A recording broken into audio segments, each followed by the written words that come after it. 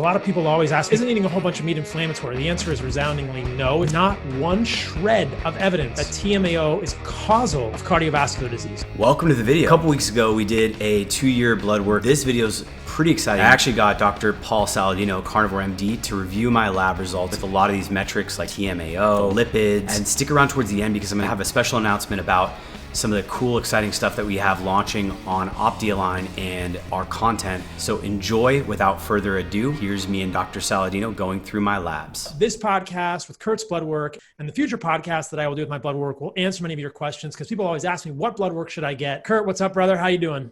Doing well. All right. So we're both in Austin, but we're doing this virtually via Zoom because it allows us to share the screen share for everybody. But before we jump into your blood work, tell people how you're eating and what your diet is like, and that'll give us some context for all the things we're going to look at. Yeah, so pretty much a nose-to-tail carnivore diet. Well, I think it's well constructed. I've been working on it for the last 1.5 to 2 years, and I've been eating, for the most part, kidney 3-4 days a week. I'd say 3 or 4 ounces, and then I also do liver. I do a lot of red meat. I do mainly grass-fed beef. I do eggs most days of the week, and I've just been doing a lot of like the fundamental carnivore stuff that it's been a good journey for the last 2 years doing carnivore like that. So I do a little bit of honey midweek, and it's been kind of an evolution over the last several months, kind of introducing that, but it's been carnivore, I would say, nose to tail, and you can kind of be the judge, Paul, of how close to where you want it to be it is and what you think of when you think of like a true nose to tail. But yeah, 2 years carnivore now. Cool. Any supplements? Yeah, actually, I got some of the heart and soul stuff recently and really was digging it. I think, so I've been traveling a lot. So like, especially the last month and a half, I've got the fire starter, the organ complex, the gut one is really cool too, because it's hard to find tripe, some of those more unique sort of foods that are even hard to source from like farmers markets and from some of the more special places where I get my food that is more unique. So I've been really enjoying those, and I do those pretty regularly. If I have organs at my disposal, it's a little bit of a trade-off where I'll pick certain ones, but yeah, I've been digging those. But other than a little bit of that, some of those, I also do boron. Probably every day I do about 6 milligrams of that, and then real salt, and that's about it. Cool. All right. Awesome. All right. With that context, you guys, you've heard that Kurt has been doing nose to tail carnivore diet for about 2 years now. He gets fresh organs when he can get them, which is most of the time. When he can't, he's filling in with desiccated organs. We happen to make some at Heart and Soil if you need them. You guys can always email me if you have questions, and we'll look at his blood work and kind of go from there. I think this will be really cool, and we will answer a lot of questions for you guys. So let's just jump into this right now. So here is the beginning of Kurt's blood work. Most of the blood work that I order on people is from Cleveland Heart Lab. I like this lab, and we'll start at the top here. So we've got the inflammatory markers. A lot of people always ask me questions. Isn't carnivore inflammatory? Isn't eating a whole bunch of meat inflammatory? The answer is resoundingly no, it's not. And you can see that very clearly in Kurt's blood work. And I'll give you guys a preview that mine looks essentially the same here in terms of the inflammation as well. Myeloperoxidase is an enzyme secreted by neutrophils. It's very low. HSCRP is high sensitivity C-reactive protein. It's very low. You can see Kurt's old blood work here from October of 2019 when we did this a little over 10 months ago. It was also less than 0.3, and F2 isoprostane to creatinine ratio is just another index of, I would say, oxidative stress. Something was happening here. Who knows if this was just a random bump in F2 isoprostane, but the more recent one is quite low. So no oxidative stress, no bump in HSCRP, no neutrophils activated. Animal-based diets are not inflammatory. They are nutrient-rich in what humans have been eating for our entire evolution, you guys. So that's a great place to start. Then we'll jump into cholesterol here. Paul, I'll mention one thing on the F2 isoprostane. We actually pulled labs from a different source since this October number. So for F2 isoprostanes, the last time we tested these labs, which was last October, the numbers were higher, and I think it's because I had not done therapeutic phlebotomy, and my iron levels, as you'll see further along in the actual lab values, were elevated to over 400. The ferritin was over 400. And so after we did those labs and I had a chance to donate blood a few times this last calendar year, I saw that my ferritin levels went down, as you'll see later on in these labs. So I wanted to add that context because during the interview, when Paul interviewed me, it was early. I had been out, I had been doing some things, and so I wasn't able to kind of clearly articulate what I wanted to share here. And so there's a few snippets in the video here where I'm going to come in and talk a bit about my context to add some information there and just give you a better bit of a basis for what was going on in those labs. That's just to add a little context to that. And little things like that can cause bumps.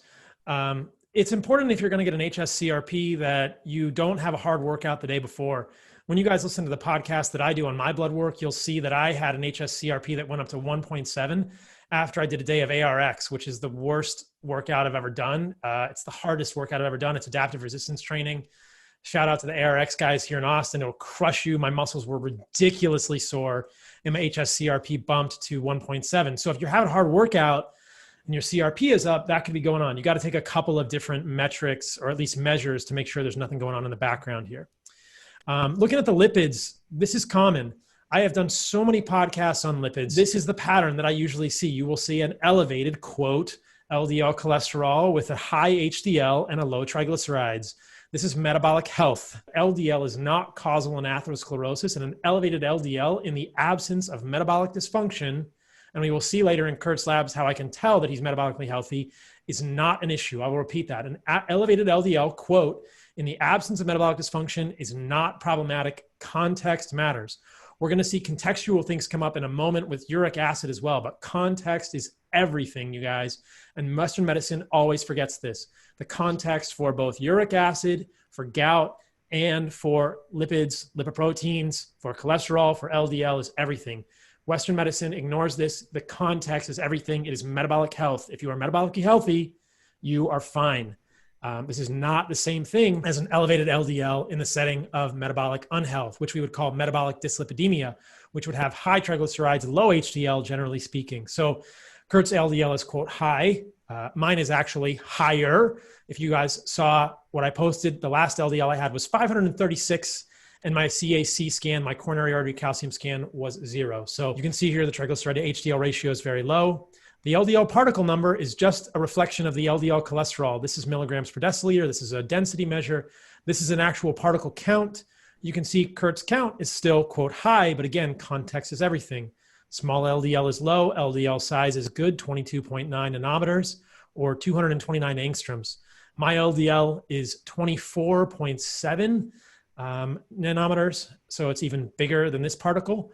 And that probably is just reflective of the amount of carrier molecules in the LDL in my blood work. Kurt's HDL particle number is quite high, 45.1 micromole per liter. You will also notice that the reference ranges of these are one order of magnitude different. There is over 10 times more.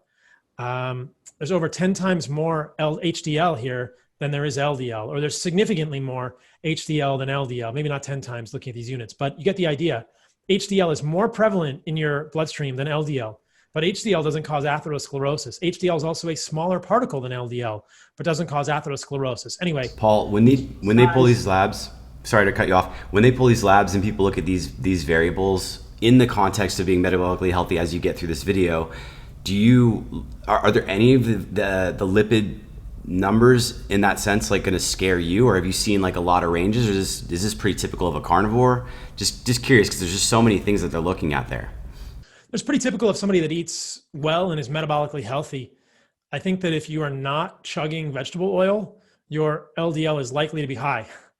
And if you are eating saturated fat from animals, which I consider to be very healthy, your LDL is likely to be high. And this is what we see.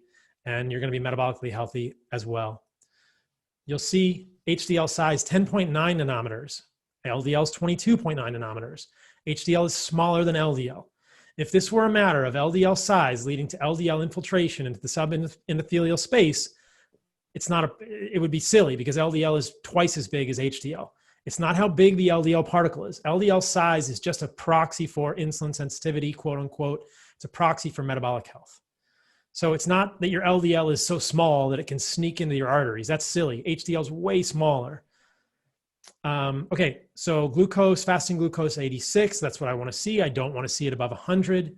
C-peptide is a fragment of insulin, and here is your total insulin molecule. Both of those are low, suggesting metabolic health.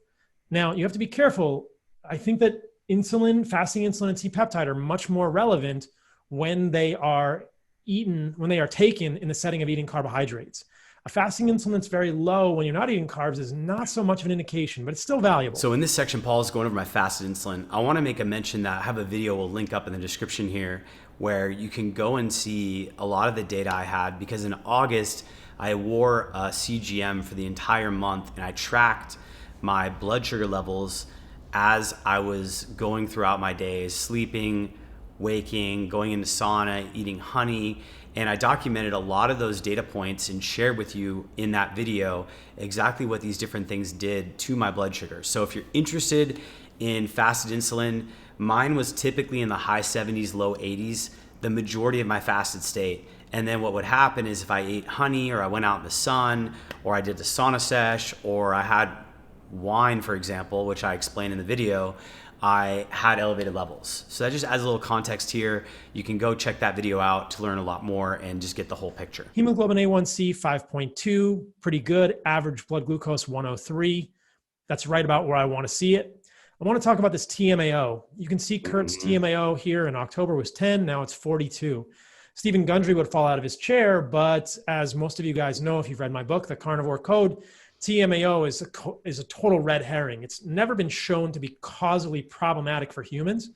And I want to share a couple of articles that I pulled up really quickly on screen share that will corroborate this assertion. If you are listening to someone and they are telling you that TMAO is bad, they do not know the literature. So the first one is this article, The Assessment of the Causal Direction Between Gut Microbiota-Dependent Metabolites and Cardiometabolic Health, a Bidirectional Mendelian Randomization Study. It's a whole mouthful. This is what you need to know. Our Mendelian randomization findings support that type 2 diabetes and kidney disease increase TMAO levels, and observational evidence for cardiovascular diseases may be due to confounding or reverse causality. So this is a great article. You should read it. This was actually a pretty landmark article suggesting that, hey, TMAO as causal in cardiovascular disease is baloney. It's baloney. It's gefilte fish, right? It's not true. It's observational evidence that's confounded. Reverse causality means that because kidney disease and type 2 diabetes are comorbid with cardiovascular disease, and those can raise TMAO, often you see those correlated, but there is not one shred of evidence that TMAO is causal of cardiovascular disease, nor is there one shred of evidence that LDL is causal for atherosclerosis. One more here. This is great. TMAO in seafood, rotten or forgotten. Basically, the authors of this short little paper say, indeed, TMAO has previously been suggested as a marker of seafood consumption. TMAO is much higher in seafood. Seafood is an important dietary source of free TMAO, in addition to TMAO precursors, carnitine and choline. So fish has never been associated with cardiovascular disease. Red meat, carnitine, and choline containing foods have, but that is what I call in the book, that is confounded by healthy and unhealthy user bias. Basically, TMA is the compound that is formed, that is made into TMAO in the liver. You get pre-TMA from bacteria in the gut when you eat carnitine and choline. But TMAO is not toxic. And these authors are saying, as they say in this last sentence, taken together, TMAO, contrary to TMA, does not smell bad, and its ingestion via seafood should probably not be regarded as fishy business. Basically, what they're saying is TMAO isn't bad for humans, and anyone that says that doesn't know the literature. Not surprised. Now, if you had any questions about TMAO, you can also find this interesting data in rats showing that low-dose TMAO reduced blood pressure, reduced diastolic blood pressure, and it reduced heart fibrosis in hypertensive rats. So TMAO did something good in rats. Again, it's an animal model, but there's TMAO doing something positive. And then if you want one more, it's a review on TMAO, the good, the bad, the unknown. Despite the accumulating evidence, it is questioned whether TMAO is the mediator of or bystander in the disease process of cardiovascular disease. TMAO is a bystander. It's probably beneficial for humans. and there's no evidence that it's causal. So this TMAO bump for Kurt doesn't worry me. It says more about his gut flora and the fact that he's eating carnitine and choline. I'll tell you what, I've also seen TMAO high in people who don't eat meat. That's been documented before in vegetarians. It's not causal. It's not something to worry about. Stephen Gundry is wrong. Paul, why do you think people are so misled by this, though? Is it similar like the whole wave with the lipid hypothesis and just not really, it's the associative things that they're seeing in these variables? Correlation is not causation, but it's always reported in the media as causation when it's actually correlation. So it's just people don't understand the studies they're looking at, physicians who are biased and trying to create the TMAO story to make red meat look bad, or ignoring the fact that there's more TMAO in fish than is formed by the carnitine and choline in red meat. And also that some vegetables have TMAO, and also that none of it is actual interventional evidence. It's all correlation. So we're badly misled, you guys. This happens over and over and over. All right. This next part's really important. Methylmalonic acid is just a marker of B12, but I want to point out Kurt's homocysteine is 6.2. Now, I forget, Kurt, if you have polymorphisms for NTHFR, but in carnivores or people who are doing animal-based diets who do not eat organ meats, I see homocysteine bump. This is one of the major problems I have with the ideology or the notion that we can get away with just eating meat. Homocysteine will bump, and that is not good. It's associated with oxidative stress, many other problems. You don't want your homocysteine to be above 7 or 8, and you will become folate and riboflavin deficient without organs, which is why liver, desiccated organs, or eating nose to tail is crucial. Our ancestors have always done it. I have an MTHFR polymorphism. My homocysteine will be high if I don't eat organs. That happened before I was a carnivore, but I don't need to take methylfolate because I eat the organs. You should not take methylfolate. You should eat nose to tail. You can see Kurt's previous homocysteine, 5.9. In carnivores that I work with who come to me who are just eating meat, I see homocysteine 10, 11, 12, 14. Not where you want your homocysteine to be. This is undeniable. You cannot get enough folate from meat. You cannot get enough riboflavin from meat. Big problem here. Don't ignore homocysteine, guys. And I don't have a polymorphism for that. You do? I do not. Okay. Yeah. Coenzyme Q10, 2.55, way above the reference range. Lots of coenzyme Q10 in heart, in liver, in all kinds of the organs. Most cardiologists would be so stoked to see a coenzyme Q10 of 2.55. They're going to use supplements, but we are getting it from organs. Here's Kurt's folate, 7.5, B12, 889, vitamin D, 56. Again, you want to be in the sun to get this vitamin D. You don't want to be taking a vitamin D supplement. Let's check out the fatty acids. This will be cool with regard to linoleic acid. So you can see what I really look at here is how much EPA, DPA, which is docosapentanoic acid, and DHA. There's plenty. And then these are really interesting. This linoleic acid has gone from 20.9 to 17.9. That's what I want to see. I want to see linoleic acid going down. This is a serum. Okay, this is fatty acids in the whole blood, right? So it's not a red blood cell. You have to look at different reference ranges, but I'm still happy to see linoleic acid declining in Kurt's blood relative to this one. Did you make any dietary changes, less linoleic acid containing foods, Kurt, that might account for this? No, I haven't. I don't think, I don't, what would affect that, Paul? Less fat from chicken? Yes. I've done a lot less of that lately. I'd say like in the last 6 months, I've gotten rid of a lot of conventional pork, even the pork I was getting from like the farmers markets, because I've been watching your stories and your comments about PUFAs. And so I've been just kind of steering more towards grass-fed beef and like my wild game that I'm hunting. Okay. So that's probably what we're seeing here. I've spoken about this before. You can see the amount of linoleic acid in somebody's blood and red blood cells based on these numbers and based on the diet. So when Kurt cut out pork, this dropped, which I think is a good thing. That's what you want to see. This arachidonic acid, I think, is totally normal. I don't go by this reference range. This is a healthy fat. It's necessary for muscle growth. We got the full comprehensive metabolic blood panel here. You can see it's all pretty normal. Glucose, calcium, sodium, potassium chloride, bicarbonate. Kurt is not acidotic. BUN is in normal. Kidney function is normal. Alkaline phosphatase is high level gallbladder function, normal. ALT and AST is normal. That's liver function. Again, Kurt's kidneys, liver, gallbladder, stomach, all function totally normally on an animal-based nose-to-tail carnivore diet. Not surprising because that's all healthy food for humans. That's what we're supposed to be eating. Bilirubin is normal. Serum magnesium is normal. CK is muscle breakdown, normal. I want to point out this uric acid. It's actually 2.8. If you listen to conventional wisdom, they will tell you that eating a lot of organ meats and meat is going to raise your uric acid. It's going to cause Kurt to get gout. Well, his uric acid is below the reference range, so that's a totally worthless paradigm. It's clearly missing something. I said this earlier, context matters. In the context of metabolic health, meats, organ meats, and fructose do not cause gout. They do not. It's metabolic health. Fructose does not cause gout if you are metabolically healthy. I'll do a whole video about that. People need to stop fear-mongering around that. And also, organ meats do not. If you have diabetes, the context is completely different. You better fix your diabetes. If you want to know how to fix your diabetes, you should listen to all the other content I've done about polyunsaturated fats, which I believe are really at the root of this. Paul, quick question for you. Great. What's that? Quick question on the GFR. We saw the GFR kind of drop, and I posted these labs just going through myself, and it's still well above the reference range.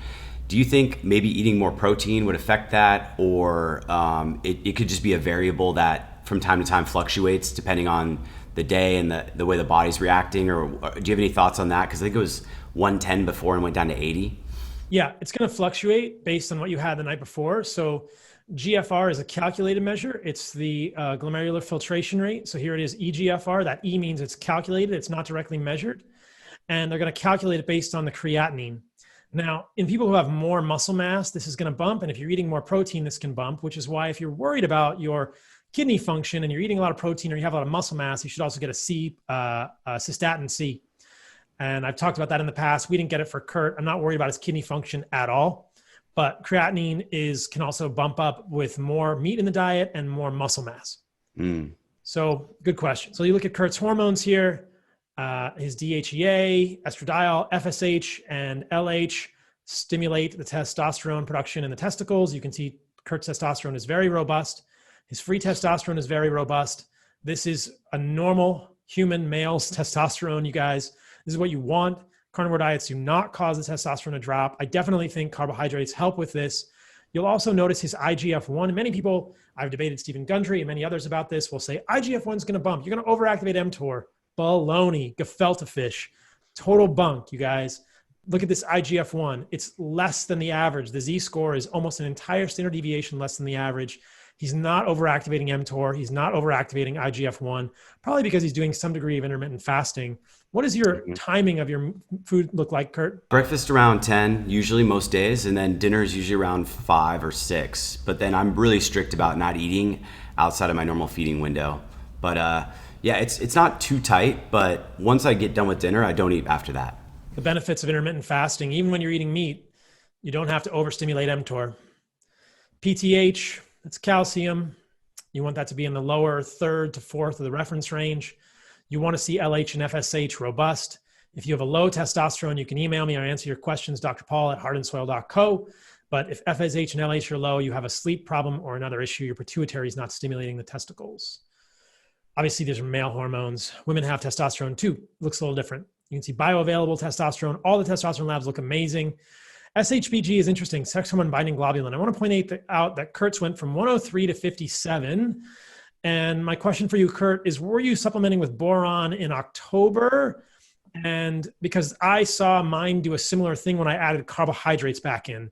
The addition of carbohydrates in my diet dropped my SHBG, which made the free testosterone go way up. Were you supplementing with boron in October? Yeah, I was. And I think I'm kind of in line with you. I was not doing carbohydrates in these labs in October. Right. So the difference is this is carbohydrate less. This is carnivore without carbs. Both of them are fine, you guys. This is carnivore with carbohydrates. SHBG drops a lot. And you can see testosterone went from 703 to 977. The free went way up because the sex hormone binding globulin dropped. So I don't think we know androgen sensitivity could have changed here, but I thought it was interesting that on both Kurt and my labs, SHBG dropped with carbohydrates. There are many notable carnivores who have very low testosterone, and I think this is problematic. I think the addition of some ancestrally consistent carbohydrates is very valuable for humans. On people on generally low-carb diets, I do see a low total T3. I would expect Kurt's to be a little bit higher, but you can see his TSH isn't bumping, so I'm not worried about his thyroid labs generally speaking, I think this is fine. We do see low total T3 on people on ketogenic diets, though. It sounds like Kurt is ketogenic most of the time if you're only eating honey a few times a week. Is that right? Yeah, I'm doing keto. I'm eating a lot of like suet beef fat in the mornings, and then I'm doing the intermittent fasting, and then I'm only adding carbs probably 4 to 5 days a week. Other than that, it's probably 5-10 grams of carbs a day at the most from just random things. But for the most part, I'm very ketogenic. Okay, so there's some variance here. I wonder if he added more carbs, if the T3 would bump here, but the free T3 is totally within normal. And if you're not having any symptoms of cold or would be the hypothyroid symptom I would think of, or weight gain or lethargy, these thyroid labs are totally physiologic, I think, for people who are on lower carb animal-based diets.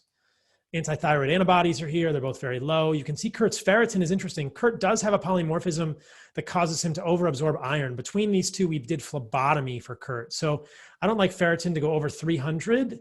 And if it does, you do phlebotomy. It's not that I don't want Kurt to be eating meat and organs. It's that he avidly absorbs iron. So let's do phlebotomy a few times every year and get rid of that excess ferritin. You'll also notice that as the ferritin goes from 417 to 257, the F2 isoprostane came down. Could have also been his workout. So something might have been better there. But a 417 ferritin, I would do phlebotomy. Again, these are the hemochromatosis genes. I've talked about that in the past. Transferrin SAT is 22. He doesn't have classical hemochromatosis. He just has one of the other variants. The transferrin SAT will be very high if he had classical hemochromatosis. White blood cells, a lot of people have white blood cells that are right around this 3.5 range, technically out of the reference range, but it's not a problem. Kurt isn't having recurrent infections. In fact, he crushed coronavirus earlier this year. You didn't have any problem with that, did you? No, it was pretty mild. So Paul mentioned that I crushed coronavirus earlier this year, and I did. I did a couple blogs on that. You can see my day-by-day kind of vlogging of that experience. It wasn't just a common cold. I felt like I did have some flu-like symptoms, but I didn't take anything. I didn't have to worry about anything as far as respiratory issues. I never really had a fever. For the most part, it felt like a very mild flu to me, and it passed in about 7-8 days. The only notable symptom I had was I lost my sense of smell, my sense of taste for about 3 or 4 days throughout that whole experience. We'll link also those specific videos, and we'll probably dub in a quick bit about my conversation with Paul that I had on Instagram Live when we talked about my experience while I had it, or right when I was going through it, so you can kind of see that. When you got COVID, I was like, oh, this is going to be cool, because Kurt is about as nose-to-tail carnivore as it gets. But I'm curious, nothing major, would you say? No, nothing major at all. Did you ever have any trouble breathing? No.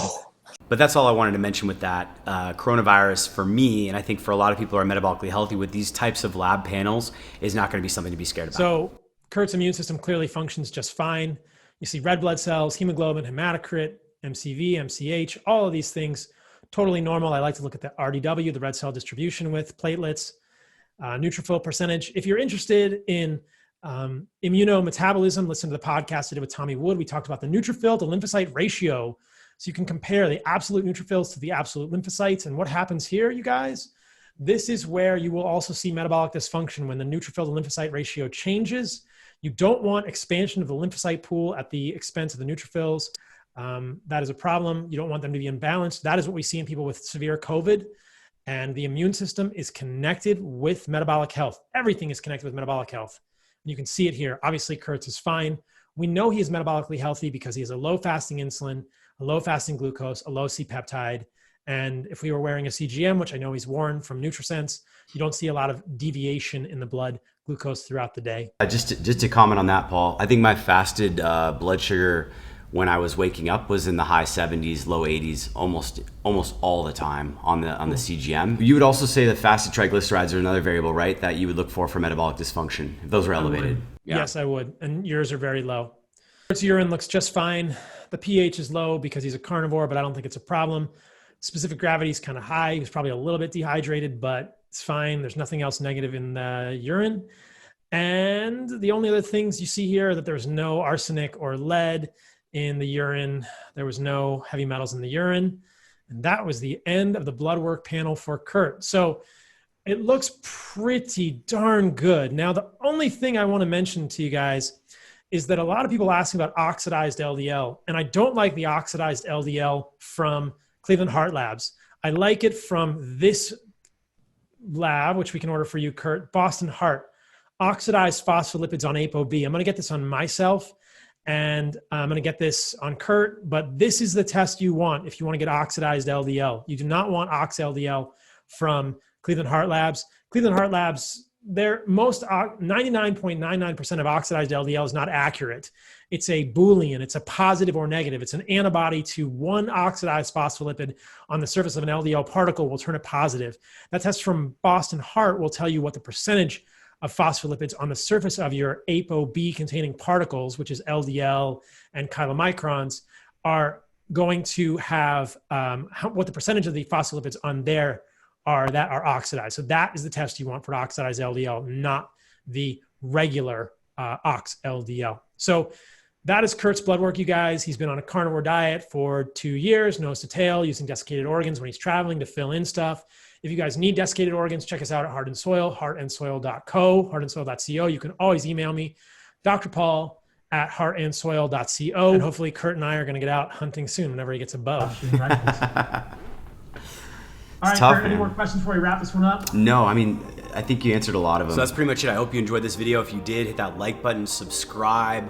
I put out content every single week. We upload a video, and it's usually in the realm of ancestral alignment, carnivore diet. A lot of the foundation of what I work on and what you'll find in the links below is really about our mission with OptiAlign. And I do want to mention lastly that today is the first opening of our carnivore diet course. I spent many hours building this course, and it is now live. So if you want to learn about the carnivore diet course, we have that down in the video link description.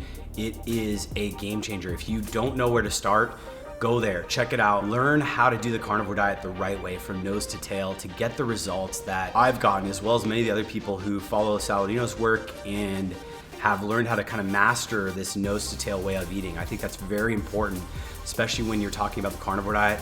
There are nuances. You want to do it the right way. You want to learn about the transition. I've been doing this now for several years, and I've found that it was a bumpy transition when I had nothing to go off of. But now that there's some really incredible resources out there, I think that this type of course can be really valuable. So check it out, subscribe, hit the link. Let me know what you think in the comments below, and I appreciate you all for watching. Thank you very much.